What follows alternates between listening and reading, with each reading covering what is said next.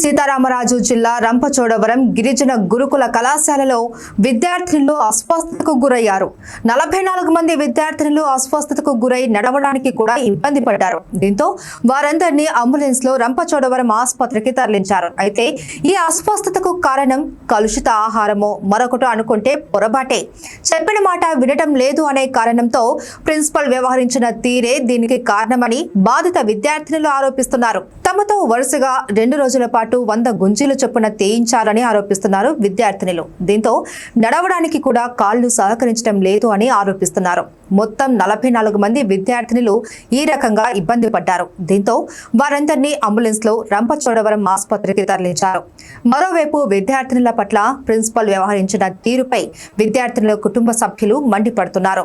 చెప్పిన మాట వినకపోతే దండించడం వరకు సరే, కానీ మరీ ఇంత కర్కశంగా వ్యవహరిస్తారా అంటూ ప్రశ్నిస్తున్నారు.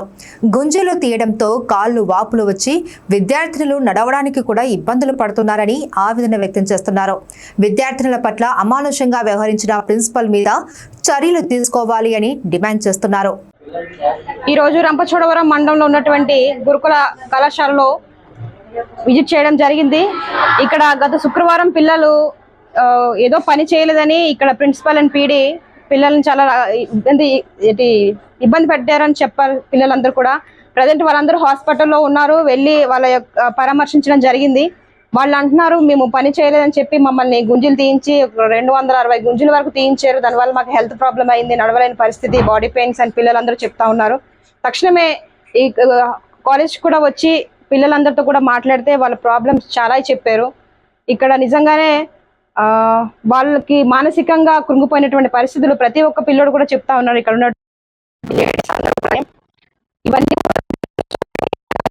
విషయం నేను తెలియజేశాను. వెంటనే ఈ పీటీ అండ్ ప్రిన్సిపల్ మీద వెంటనే ఎంక్వైరీ చేసి ఏదో ఒకటి రాసి దానికి రిప్లై రాసి ఇమ్మని మేము చెప్పాము. పిఓ గారు కూడా వెంటనే పీడీ గారికి చెప్పి మేము ఎంక్వైరీ పెట్టిస్తామని చెప్పారు. పిల్లలందరూ కూడా ఒక భరోసా ఇచ్చాము. ఇలాంటి ఏవి మేము మనసులో పెట్టుకోవద్దు, మేము అందరం మీకు ధైర్యంగా ఉండండి, మేము అందరం కూడా మీకు తోడుగా ఉన్నాము. అదేవిధంగా నా ఫోన్ నెంబర్ కూడా ఇచ్చి పిల్లలకి ధైర్యం చెప్పడం జరిగింది. కాబట్టి తక్షణమే సంబంధిత అధికారులందరూ కూడా వీళ్ళపై యాక్షన్ తీసుకొని తగు చర్యలు చేపట్టి పిల్లలందరికీ మంచి మెరుగైన విద్య, వైద్యం, అదేవిధంగా వసతులు కూడా కల్పించాలని నేను కోరుకుంటా ఉన్నాను. మేము మిల్క్కి లేట్గా వెళ్ళాం సార్, అంటే ఫాస్ట్గా వెళ్ళాం సార్, కానీ లాస్ట్ మాట్లాడుతున్నారని సీసీ కెమెరా లేని సైడ్ తీసుకెళ్ళి 100 సిటప్స్ తీర్చారు సార్. తర్వాత బాత్రూమ్స్ సార్ లేట్ అవుతుందని వాటర్ పట్టించుకుంటూనే 11 వరకు, తర్వాత పిలిచి 160 సిటప్స్ తీర్చారు సార్. తర్వాత క్లాస్లో సార్ మేము last holiday sir, second Saturday అంటే లాస్ట్ 4:30కి లాస్ట్ మినిట్లో మేము పడుకున్నాం సార్. కొంచెం అప్పుడు పడుకుంటే సార్ అప్పుడు కిందకి పిలిచి మళ్ళీ 100 సిటప్స్ తీర్చారు సార్. మేము 5th ఫ్లోర్ సార్, కానీ కిందకి రావడానికి చాలా పెయిన్ వస్తున్నాయి సార్.